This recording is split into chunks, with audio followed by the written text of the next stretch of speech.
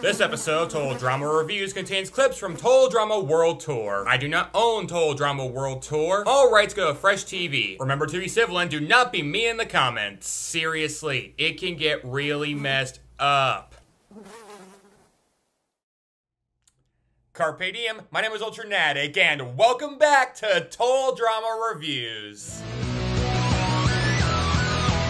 This is where I, as a lover of animation, reality shows, and music, finally an instance where all three of those collide, look over the show that combine them together the best. And as you can plainly see, I've officially moved out of my old apartment to a brand new location in a different country, no less. Which one? It's either Wakanda or South Malaysia. Honestly, I'm quarantined to this hotel room, so I'm not sure I can say where I am globally. But the point is, I'm back, and fitting I've had to move internationally because now it's time to dive into what many would call the best season of Total Drama World Tour. Yep, we got a brand new combination of our beloved cast plus 2 new additions, taking part in a trip around the world, adding dozens of new locations to the theme of each episode. So, whereas the first season was strictly an homage to Survivor and the second an homage to Survivor Goes Hollywood, this is adding the Amazing Race to its inspirations. Oh, there have been doses of that show in Total Drama in the past, at least regarding challenges, but they weren't super prominent. This is straight up Total Drama doing the Amazing Race, which it would later replicate with a season capturing the spirit of that show even more, but this came first. And heck, if it was good enough that it deserved a sequel, that's gotta say a lot about how great this season is. And what do I think? Well, like a majority of the audience, I also really like Total Drama World Tour. I would not call it Total Drama's best season, though. Yeah, I expected that reaction. Look, this season is awesome, but it is not devoid of problems, and I guess the only way to get to the root of those problems is to start digging. So let's begin digging in the sands of Egypt with Total Drama World Tour's first 2 episodes, Walk Like an Egyptian, parts 1 and 2. We open with the cast being introduced while getting off a bus, with highlights including love triangle foreshadowing. My extensions are human hair. You learn something new every day. Oh, I'm sorry. Was that supposed to be a secret? Owen's fear of flying abruptly returning since Full Metal Drama. Sweet strawberry preserves! No! He's afraid of flying, remember? While Izzy's is still cured since Phobia Factor, hey, at least some continuity was kept. And the introductions of Suave Ladies Man Alejandro. Perhaps I could assist? I have a boyfriend. And photo template for every restraining order in existence, Sierra. Oh my gosh, I love you guys, and this is the greatest day of my life. Anybody got a paper bag I can breathe into? Now, while I loved her first appearance in the Celebrity Manhunt special, my enjoyment of her this season fluctuates like the New York Stock Exchange. Oh my gosh, Cody! I've dreamt of this moment, only you weren't wearing a shirt. That wasn't a dream, that was real. Did you seriously forget being in this image of the Drama Brothers jumping into a pool naked? Forget seeing Cody without his shirt on, you've seen him with nothing on. What more do you want? We then get the theme song with even more love triangle foreshadowing, along with other showmances, as well as a comedic homage to the Beatles album Abbey Road. And speaking of music intertwining with comedy... Singing? Really? I thought Chris was joking about that. Well, I've already talked a great deal about my love for this show in regards to animation and reality shows, but now to dive into the musical aspect of this season. And given how much I love music, this part of the season must automatically win me over, right? I'll let Chef speak for me here. We are now beginning our descent into Egypt. Musical numbers. Worst idea. Chris is such an idiot. Hey, why's the PA light still on? Oh. Sorry, I know disliking the songs from Total Drama World Tour is a hot take on my end. Hey, wait a minute, what did Chef just say? Musical numbers. Worst idea. Chris is such an idiot. Need I remind you whose worst idea ever it was? A trip around the world and $1 million. What more could you possibly want? How about music? Yeah, everybody's doing the musical thing now. But okay, once you get past the hypocrisy of that clip, and the fact that it led to a funny scene either way. My hand is on the PA button, isn't it? let's address how every episode this season now has an on average 2-minute song number in it. Why are you doing this to us? Singing reality shows are huge, and the worse the singing, the higher the ratings, which is why on this show, there will be no vocal coaches, or rehearsals, or warning. Okay, time for another CLR, aka Criticism Lightning Round. 1, yes, singing reality shows are popular and always have been, but only to a certain extent. The most popular one stateside is American Idol. And even then, this was around the time where the star power of that show was beginning to wane. Total Drama World Tour premiered in 2010, where the most recent winner of AI was a folk rocker named Lee DeWise. Do any of y'all even know who he is? I watched his season and even I barely know who he is. And that's just tackling American Idol. The Voice was not yet a thing, not like it ever would be. The X Factor was not yet a thing, at least not in North America, and America's Got Talent, while decently popular, wasn't really the star-making product like American Idol was. So saying that singing reality shows were huge is hugely misleading. But do you know what was huge around that time? Don't stop believing. Hold on to that feeling. Yeah, I think the real inspiration for this add element to Total Drama was the Fox musical comedy Glee. And if you think that comparison is a stretch on my part, all I gotta say is Joe Sylvester. Keeps your strength up while you're menstruating. I don't menstruate. Yeah? Neither do I. Now I get the girls' side of the cabin to myself, and I can finally work out like the ancient Olympians. Naked. And if they were seriously taking notes from a show that had moments like this in it, I like big butts and I cannot lie, you other brothers can't deny. Artie needs to be slut-shamed. I'm slut-shaming you, Artie. Slut-shame. Oh, hell. Looks like Mr. Beast went all Chris Brown on Mrs. Beast. What happened, Coach? Cooter put the smackdown on you because you wouldn't let him be on top? You got a boob job. Yep, sure did. You can't hit me. Well, sure I can, unless you got yourself knocked up again, slut. The need inside you, I see it showing. then I can safely say Total Drama really needs to stop believing right now. But fine, hateable show aside, how's the ideas for the songs themselves? Stupid. But not impossible to execute. Well, I don't have a problem with it. Yeah, 'cause you like singing. I'm sorry, but I can't help but chuckle in pity at the idea of Animated The Amazing Survivor Race, the musical. Even Julie Taymor wouldn't try an idea that ridiculous. However, as much as I gripe about how grown-worthy this concept is, if the songs are well performed and well animated, I can find some enjoyment in them. And a decent portion of the songs this season display a lot of creativity in both visuals and in lyrics. Production's a different story, but I'll get to that when I get to that. And I do gotta give Chris credit for one piece of truth in that statement he made. Singing reality shows are huge, and the worse the singing, the higher the ratings. Any show that includes that piece of commentary understands at least some of the appeal singing reality shows are capable of. On this show, there will be no vocal coaches, or rehearsals, or warning. Which is why every song this season will have a rhythm that every character somehow keeps up with. Yeah, hoedowns, these are not. This is the dining area where you'll enjoy in-flight meals. Not for long, eh? Prepare to lose to the Z. You do know you got voted out first last time, right? Word. And I spent every minute since making sure that don't happen again. I'm stronger, faster, smarter, chattier, blabbier, can't shut up-ier. Now zip it and let me finish the tour so we can get this bird in flight. Oh my God. I'm sorry, do y'all recall them doing this exact same thing in the first season? Okay, look, dude, I know you don't get out much. Been homeschooled your whole life, raised by freaky prairie people. Just don't say much and try not to get kicked off too early, okay? Yes, sir. That's just... wow. I didn't think it was possible to show Les Sully who was going home first, but son of a gun, Total Drama World Tour topped it. They just don't care anymore. Ezekiel is the perennial Francesca Hoagie of Total Drama. First person voted out of Survivor Redemption Island.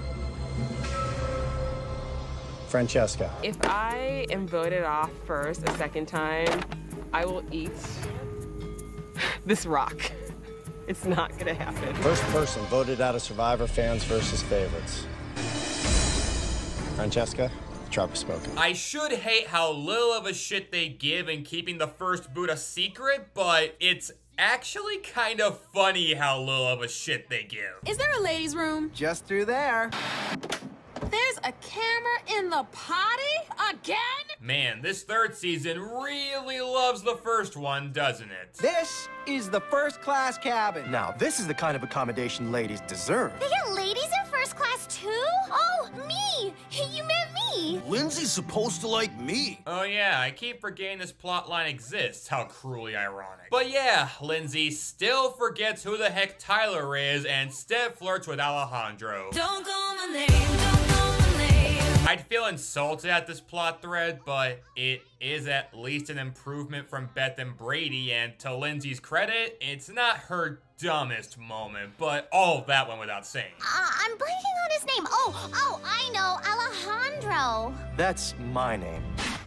I can see right through that guy. You know, this extra confessional is 1,000 times nicer than talking in the toilet. And despite the knowledge of this confessional's existence, it's only officially used 3 times the entire season. Because being filmed in the bathroom is far less awkward than being filmed next to someone in a cockpit, right? A grand piano? Wood-burning pizza oven? How do I win this? Easy, Tiger. These are my quarters, and they're off limits. Clear? Crystal. Yep, Chris McLean's quarters are 100 trillion% off limits. So why the heck is he showing them? Oh, Chris, I heart your limits. My only strategic option is to make friends with the new girl. But pretending to like that is gonna be hard. Right, because Total Drama Ultra fan Sierra isn't the least bit familiar with how Heather operates. But I doubt Heather's aware of just how much Sierra knows this show. We know everything about you. Your hopes, your fears, your dental records. Stalker. Why does that special exist? Cody Emmett Jameson Anderson. I also happen to know that your birthday is April 1st. You're my very own April Fool. Whenever you hear that friendly little bell, it's musical number time. And this is where my third passion of reviewing music can finally be put into practice in Total Drama reviews. So let's see the first song they perform, which happens to be the favorite song this season of Christian Potenza and show creator Tom McGillis, Come Fly With Us. Up, up, up, up. Sing, sing, sing, sing. We're flying and singing. We're flying and singing. Come fly with us. Come fly with us. I kinda hate this. And by saying that, I denounce my love for Total Drama because you can't love this show without loving that song. So I must bid you all adieu. Walk like an Egyptian. Okay, no, I wouldn't do that to you, but yeah, hot take time again. I've never liked Come Fly With Us. Dudes, this is mess. You're singing in a plane. What did you expect? Chris is freaking insane. I best explain myself here. Is anyone familiar with this little underground phenomenon known as the Lion King? It's the circle of life. I love that movie, as I'm sure most people do. Well, Come Fly With Us is the Hakuna Matata of Total Drama World Tour. It means no worries for the rest of your days. It's insufferably catchy to the point of outright annoyance. But there is one difference. I don't like Hakuna Matata now, but I did when I was a kid. However, once I hit the age of, I don't know, 6, 7, it got old real quick. This episode came out in 2010 when I was 14. I was well past the age of liking this song. In fact, let me count down the top 5 most cringeworthy moments in Total Drama World Tour's Come Fly With Us. Come sing with us. Anyone care for a copy of the Season 3 rules? Because in order to escape instant elimination, All contestants must sing in each show. That's just annoying because there are several instances in this season where certain contestants are supposed to sing, but don't. Including this song, but we'll get to that. Got a lot of crazy tunes to bust. Not the worst example of rapping in total drama, but yeah, way to keep the show tune genre the song was trying to carry. Come fly with us. Come fly with us. Same issue here, except now add ridiculous dancing to the mix. Yeah, but guys, you're singing on TV. Haven't you always wanted to? It can't just be me. I hope my issues with Courtney's performance in The Princess Bride are a bit clearer now. And finally... I don't want to go home. Come fly with us. Come fly with us. Come and fly with us. I think that one speaks for itself. And honestly, I'd have less of a problem with all of this if the songs actually were amateurish. Imagine if every song in this show sounded like this. 1 and 2 and... Over hill, over dale, we will hit the dusty trail as the case signs. That would be really funny. But instead, as the season progresses, the songs all attempt to actually look and sound rehearsed, which doesn't really make any sense. They thought they could leave me and depart. I'll admit I see the comedy in that too, these clearly untrained, unmotivated teenagers being great at improv musical numbers. But you know half these people don't want to do this, so it just makes the experience torturous for both them and the audience. Now, with all of that said, this song does have its good moments in it, like that final forced note Duncan gives. This sucks. Yeah! There's also this, I think, unintentionally funny bit of animation with Bridget and Lindsay. Come fly with us. Come fly with us. It's a pleasure and an honor and a must. The hell is that supposed to be? I'm expecting the cards you see in silent movies to appear after they do that. And my favorite moment in the song, which actually has the one instance of a character not singing. Come fly with us, come die with us. I'm flying, I hate flying, stop the plane!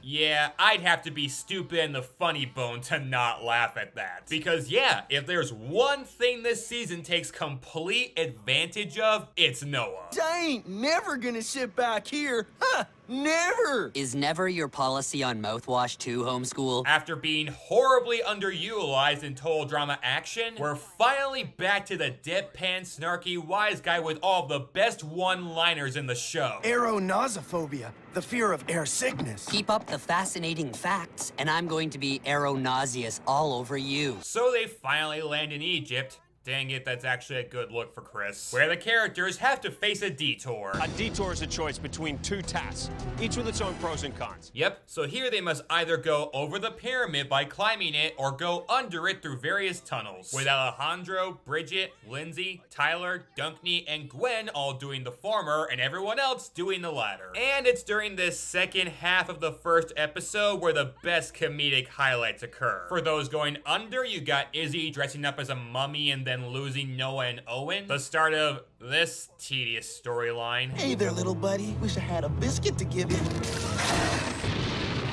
Scarabs! Run!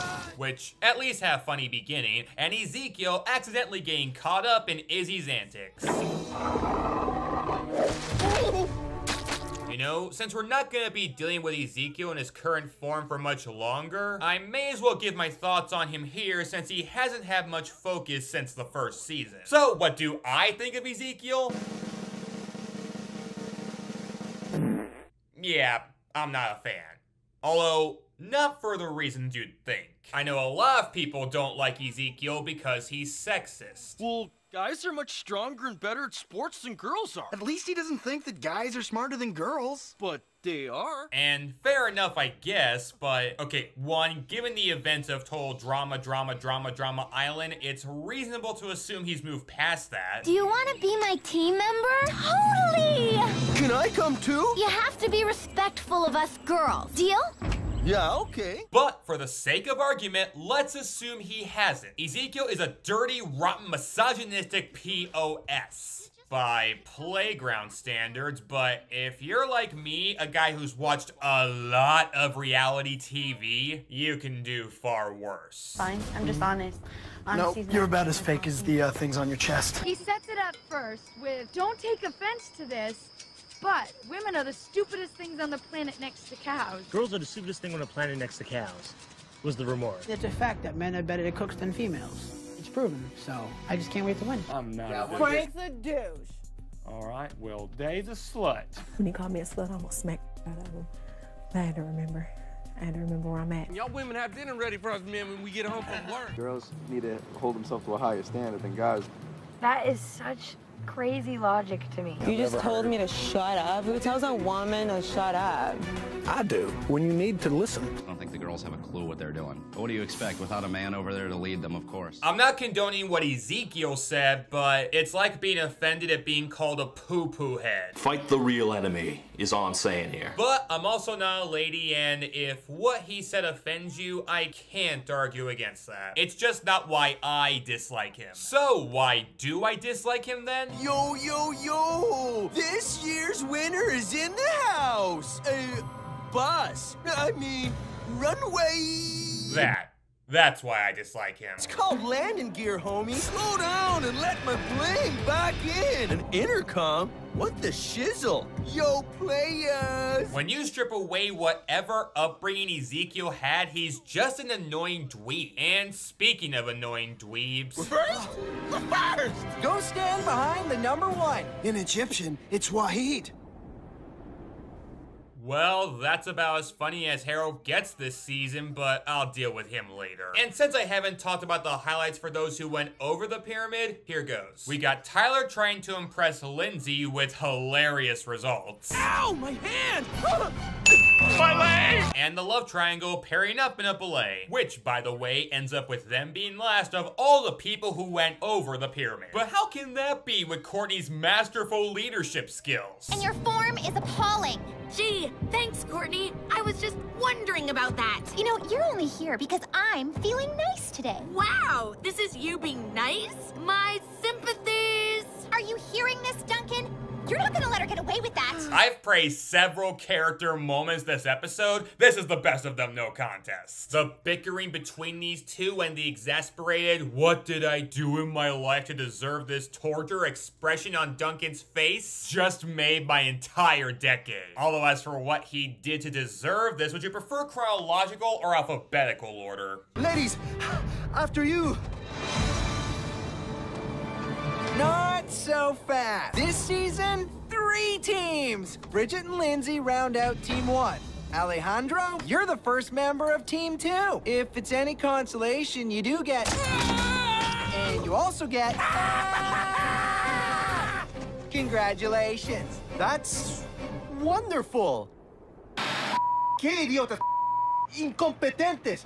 Okay, 1, the addition of a 3rd team sounds interesting as a shakeup to the usual format of each season, only for it to barely mean jack squat, but again, we'll get to that. And 2, Alejandro cursing nearly tops Duncan's sigh as the best moment in the episode. Not just the swearing, but the fact that he's swearing in Spanish. ¿Qué idiotas? Incompetentes. It's our first challenge. How hard can it be? Oh, Two-faced, backstabbing, lying little... When will Total Drama figure out that the best moments in this show are the most vulgar ones? Shortly after, Sierra rounds out Team 2 and Heather and Cody start up Team 3. But who's to join them? I'm in charge, and... Kids! Recognize that sound? Time for whoever's not finished yet to give us a little musical reprieve. Alright, so another song to review. You know what? No. No.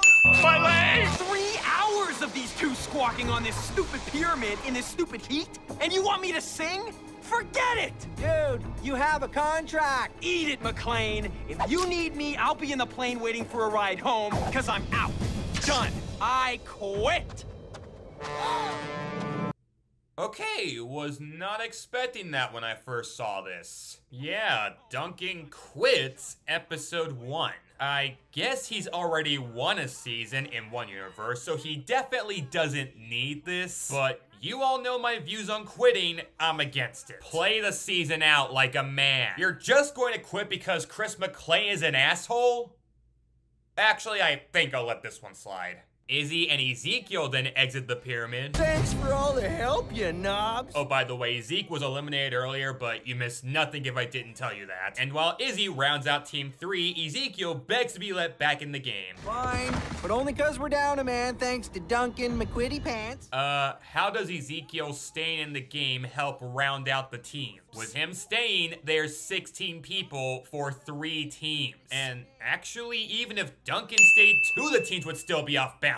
I was not losing that in this move. Whatever, Zeke is put on the team with the people who finished first, you figure that one out. And the teams pick their names. Team Victory! Team Amazon! Team Chris is really hot. What? Okay, Sierra is not without problems this season, but the biggest one for me might be that she not only likes Chris, but just how much she likes him. Like, you do know this is Chris McClay we're talking about, right? Can we talk about my new show now? That's 6 votes, LaShawn. Did you call me in here just to make me feel bad? Yes, we did. Pardon my French, but you're an asshole. So, after we discovered that Come Fly With Us got stuck in Duncan's head too. To be fair, that song makes Hanson sound forgettable. Sierra brings up an interesting development to Izzy. Duncan and Courtney fans will be devastated, but I think you and Owen have a shot at becoming fave total drama couple on my fan site. Okay, not that Owen and Izzy don't qualify as a showmance, but has even the biggest fan of total drama forgotten that Lindsay and Tyler are still a thing? Because I don't think Tyler's forgettable at all. In fact, I have a lot to say about him down the line. But let's keep our focus instead on the next challenge. The amazing camel race. Where are the other camels? There are no other camels. We won last time, but they get a camel, they get a goat, and we get a stick? Each reward has its advantages. Trust me. If each reward has its advantages, then what's the point of them being given out at all? Wouldn't it make more sense if Team Victory just got a head start of some sort? Actually, wait, last place Ezekiel's on their team too. You see, nothing about this team division adds up. You'll be racing to the world's most infamous waterway, the Nile. Teams must bring their rewards all the way to the finish. Move it, people. It's a race. Hello? It's Team Amazon, not Dictatorship Amazon. We'll all stop being bossy when you start doing things right. Okay, full disclosure, I think World Tour has several flaws, so I wouldn't call it Total Drama's best season. That being said, the first couple episodes has my absolute favorite team to watch in Team Amazon. You people are impossible. I'm so out of here. Well, so am I. Fine. We can't storm off together. Kinda defeats the purpose. You go back that way then. No, you go back that way. Well, I came this way first. The dynamic they have of each of them trying to take charge of their team and be the voice of leadership, but having egos so huge they never agree on anything whatsoever, is my everything. I freaking live for this shit. Well, okay, there is one scene where they agree on something. I still really appreciate you setting me up with Trent that time. And now that he's gone, huh? Yeah, I'm available. Hear that? It's the sound of girls all over the world, running and rushing, just desperate to lock their doors. Yeah, if there's one thing that unites us all, it's that we all agree how pathetic and unlikable Cody is. The pumpernickel breadsticks are you talking about? I'm sure I'll figure it out down the line. I can use this stick to defend us from deadly sand snakes. Yo! Whoa! Cool it before you really hurt somebody. What the? And here's where DJ's animal curse storyline begins, where he seems to cause pain and misery to every animal he comes in contact with, and or vice versa. And kind of like Beth's curse from Total Drama Island, this plot point is just an excuse for his team to be on a constant losing streak, despite their contradictory names. But unlike Beth's curse, this usage of that plotline sucks. Why does it suck? I can't explain now, but I will address it by the time this story arc ends. I promise you that. This is so cool, Alla Handout. Or Alla Kazam. I'm just gonna call you Al, okay? Well, you forced my hand with this one. I can call you Betty. Betty, when you call me, you can call me out. Whoa! We're perfectly balanced! Okay, color me impressed. Okay, I can believe those 5 people can balance on one goat, but what I can't believe is that this goat can still move throughout the challenge. In fact, I've made casualty counters for animals before. Add one for him, please. My leg! Because that goat is several straws past having a broken back. Ironic since there's an actual camel in this challenge. Speaking of, Chris releases some scarabs. The stick will save us! Hop on, guys! Go, stick!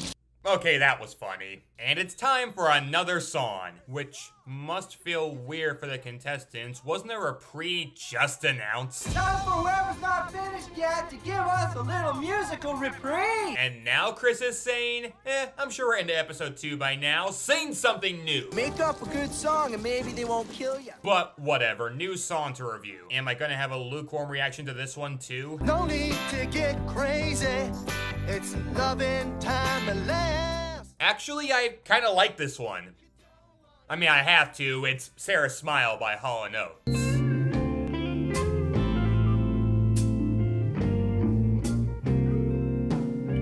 You don't want to eat us up. We're mostly full of gas. No!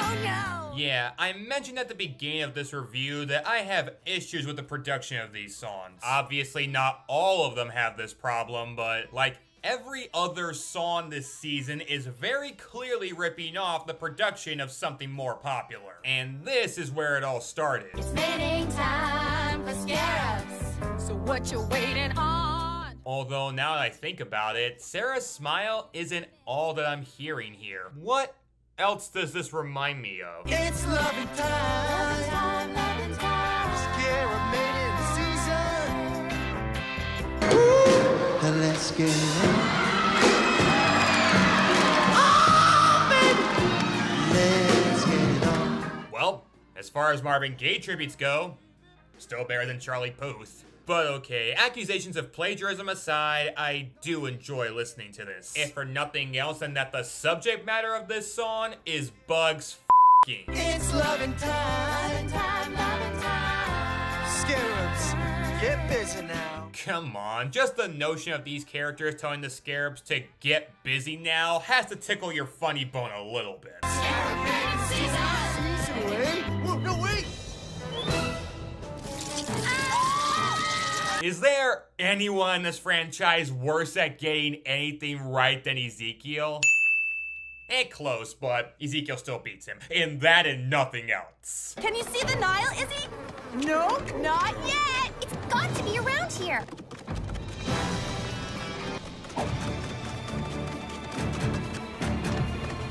Hey, where are they? Oh no, please don't poop. Please don't poop. Oh, I guess this season is also paying homage to popular cinema.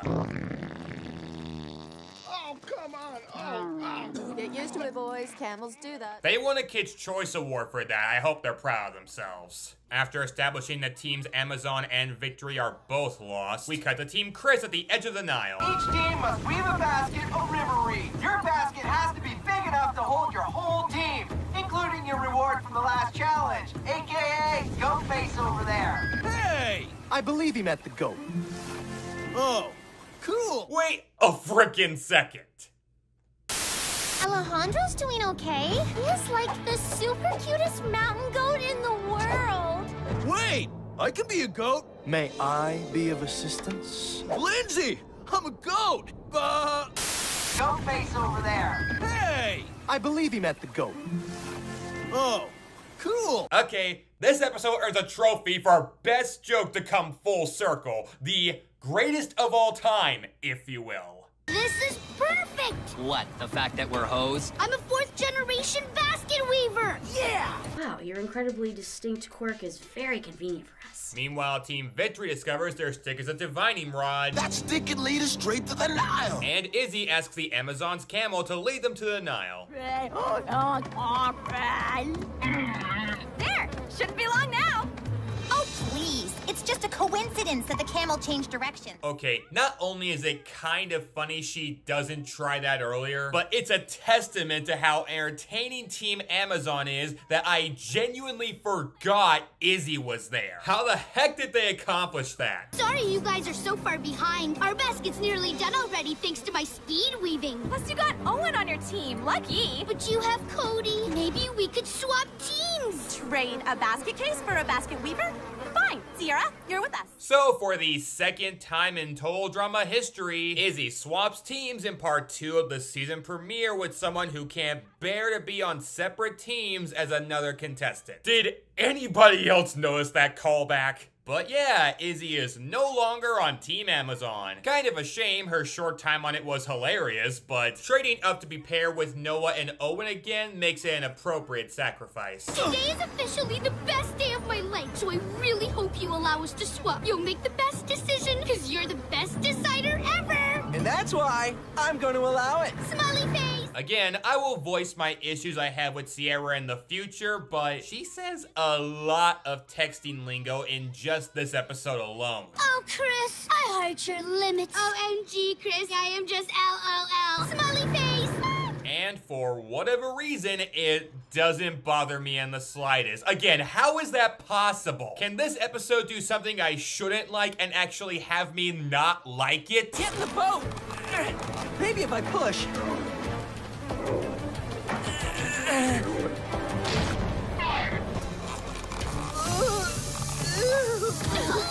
Well, I got what I asked for. I weep for the person who had to animate Cody with literal shit on his face. You just don't come back from that. We're gonna win fair and square. But to make sure you believe that, talk to the camel. You know it's basically the same thing. Come on, Harold! Whoops. Yeah, if there's one thing Total Drama has taught me, Harold and Oars, bad combo. Time for a musical reprise.